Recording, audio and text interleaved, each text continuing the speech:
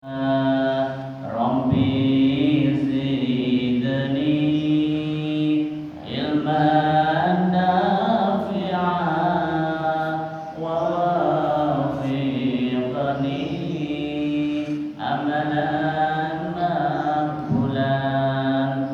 Terima kasih, semoga istighfar kita, niat kita untuk bertambahnya ilmu dan amalan-amalan kita semoga diterima oleh Allah Subhanahu wa taala. Amin. Alhamdulillahi rabbil alamin. Wassalatu wassalamu ala asrafil anbiya'i wal mursalin sayyidina habibina wa syafi'ina Muhammadin imamil muttaqin ala huril muhajjalin wa ala alihi wa ashabihi al-mujahidin al-zahirin. Amma ba'd. Ikhwani wa akhwati fillah rahimakumullah. Lewat sejuknya angin pagi, kiranya tiada kata yang pantas untuk kami haturkan, kiranya tiada kata yang cocok untuk kami persembahkan, melainkan ungkapan puji syukur kita kehadirat Allah Subhanahu wa taala. Karena dengan ridho, taufik, hidayah dan inayahnya kita semua bisa memanifestasikan diri untuk bertemu, bersatu dan berpadu dalam forum yang insya Allah mubarakah ini.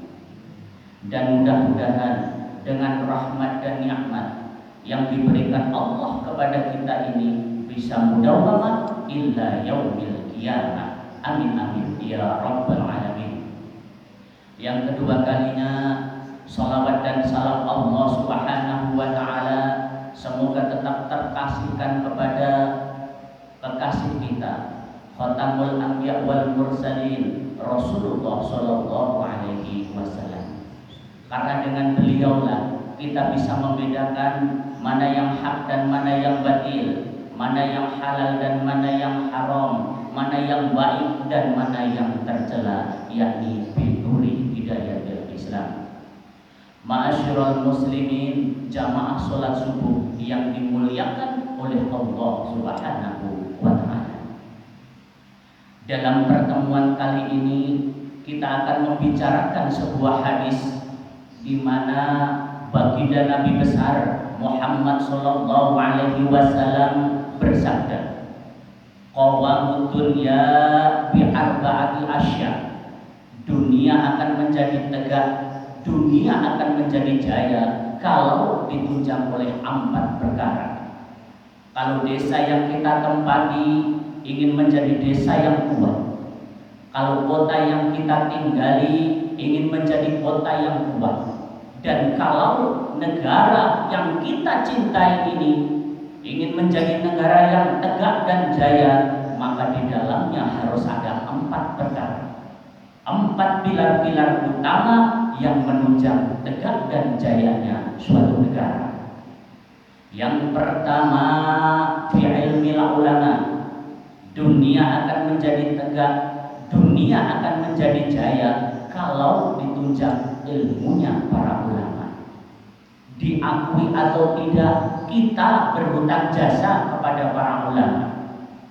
Kita belum pernah melihat baginda Rasul, belum pernah mendengar suaranya, tidak menyaksikan beliau membacakan wahyu, tapi kalau sedikit-sedikit kita kenal agama, mengerti halal dan haram, bisa memilah dan memilih mana yang hak dan mana yang batil, kenal Allah adalah Tuhan kita, itu termasuk jasa dan perjuangannya para ulama yang penuh ketekunan dan keikhlasan, dari surau ke surau, dari masjid ke masjid, dari desa satu ke desa yang lain, di daerah-daerah terpencil, kehujanan dan kepanasan, tidak digaji, tidak pula mendapat beras, ikhlas karena panggilan jiwa, seluruhnya merupakan tanggung jawab kepada umat. Maka ulama adalah sebagai penerus risalah, lebih dari sekedar penerus risalah, ulama adalah pewaris para nabi. Bersabda Rasulullah sallallahu alaihi wasallam, "Al-ulama'u masabihul ardi wa khulafa'ul anbiya'i wa warasatul anbiya. Ulama adalah lampu yang menerangi dunia. Ulama adalah pengganti para nabi-nabi. Ulama adalah warisanku dan ulama adalah warisan para nabi-nabi. Betapa tingginya martabat ini, betapa luhur dan mulianya jabatan ini. Tapi jabatan yang tinggi, luhur dan mulia ini bukannya satu jabatan yang tanpa resiko. Oleh karena itu, jika ulama adalah sebagai penerus risalah, jikalau ulama adalah sebagai pengganti para nabi, kita tahu dari sejarah kehidupan para nabi-nabi terdahulu, mereka dalam mengemban misi risalahnya tidak selalu lurus dan bertabur bunga di kanan kirinya. Mereka selalu menghadapi halangan, rintangan, fitnahan, dan sebagainya. Beberapa yang bisa kita angkat ke permukaan, misalnya Nabi Musa alaihissalam dikejar-kejar, mau dibunuh karena tidak mau mengikuti keyakinan penguasanya. Nabi Ayub alaihissalam dikucilkan oleh umatnya karena dianggap mengidap penyakit menular. Nabi Yusuf alaihissalam 9 tahun mendekam dalam penjara karena tidak mau mengikuti bujuk rayu istri pejabat tinggi. Nabi Ibrahim alaihissalam dibakar di tengah api yang menggunung karena demi tegaknya menjaga misi risalah.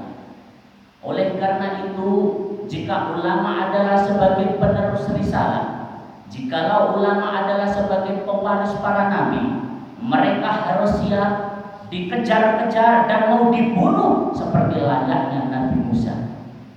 Mereka harus siap dikucilkan oleh umatnya seperti layaknya Nabi Ayub.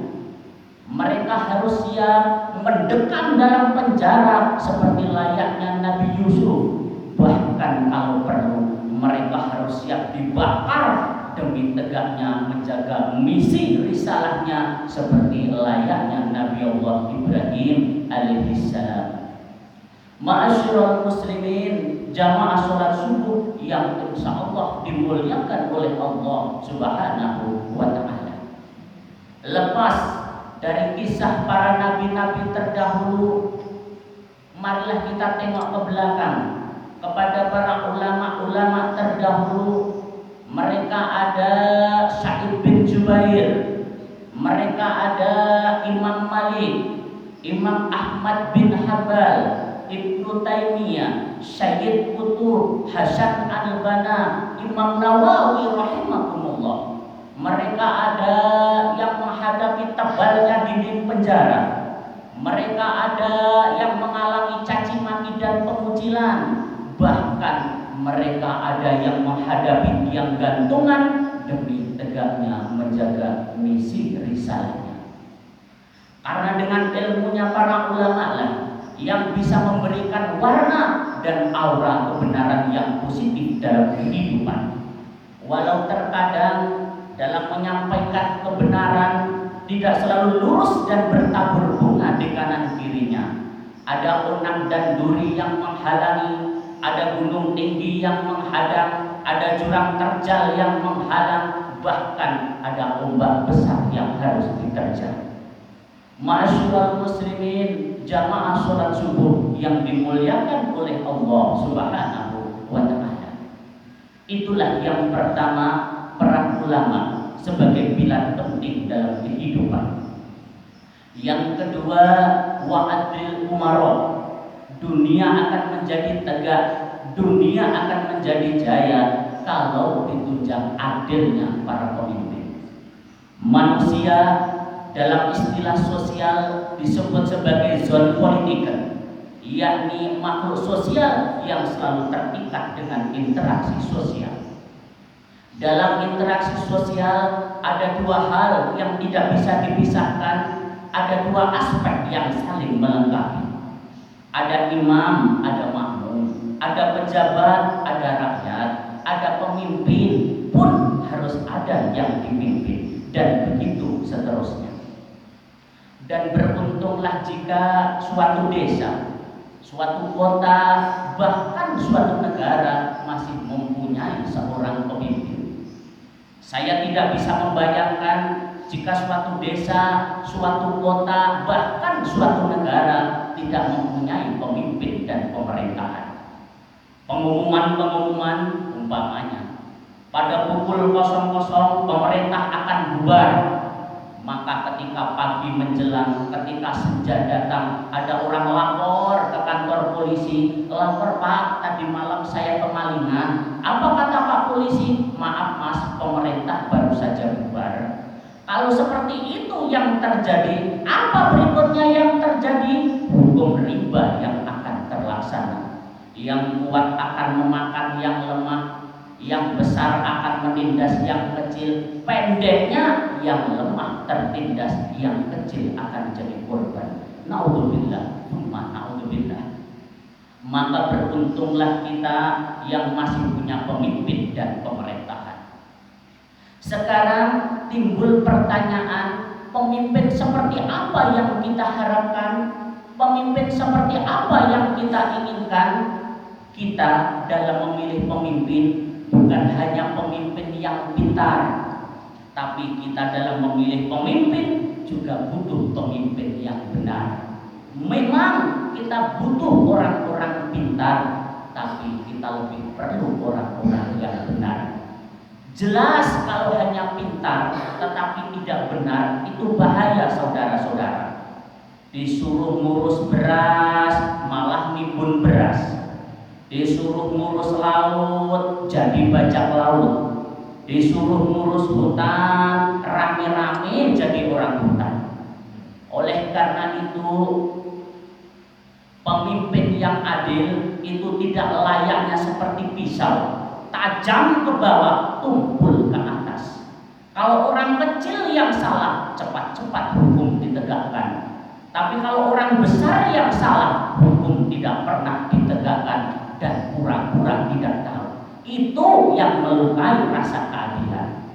Maka jangan heran muncul di masyarakat istilah street justice, hukum jalanan, sebagai refleksi dari hukum yang sangat berbeda. Kita rindu munculnya sosok pemimpin macam Umar bin Abdul Aziz. Itu pemimpin ketika terpilih menjadi khalifah, yang diucapkan pertama adalah innalillah. Terpilih jadi presiden, terpilih jadi khalifah, yang diucapkan bukan alhamdulillah, tapi yang diucapkan adalah innalillah. Pagi dilantik, malam pesta. Pesta dangdutan? Bukan. Pesta K-pop? Tidak. Pesta air mata. Di mana? Di mihrab. Di mana? Di masjid. Sujud sambil berlinang air mata. Karena di pundaknya ada anak-anak yatim dan anak-anak terlantar yang menjerit kelaparan. Karena di tangannya ada janda-janda jompo yang perlu uluran tangan dia. Alangkah hebatnya pemimpin seperti ini. Alangkah luar biasanya khalifah seperti ini. Oleh karena itu, pemimpin yang adil merupakan pilar penting dalam kehidupan agar hukum dan mafioso keadilan tidak bergentayangan. Mudah-mudahan pemimpin-pemimpin kita selalu diberikan hidayah oleh Allah Subhanahu wa Ta'ala untuk bisa berbuat adil dan bisa memberikan rasa keadilan yang hakiki. Tidak layaknya seperti pisau, tajam ke bawah, tumpul ke atas. Amin amin ya rabbal alamin. Ma'asyiral muslimin, jamaah salat subuh yang dimuliakan oleh Allah Subhanahu wa Ta'ala. Mungkin itu sajalah yang bisa saya sampaikan pada kesempatan pagi hari ini. Semoga apa yang saya sampaikan bisa diambil hikmah dan manfaatnya, guna dan faedahnya. Insya Allah pilar ketiga dan keempat kita sambung di lain sesi dan di lain episode, tentunya di lain waktu dan kesempatan yang berbeda. Sebagai pamungkas kata, saya ucapkan terima kasih atas segala perhatian, mohon maaf atas segala kekurangan. Usikum wa iyaya bitaqwallah. Aqulu qawli hadza, ihdinas siratal mustaqim. Wassalamualaikum warahmatullahi wabarakatuh.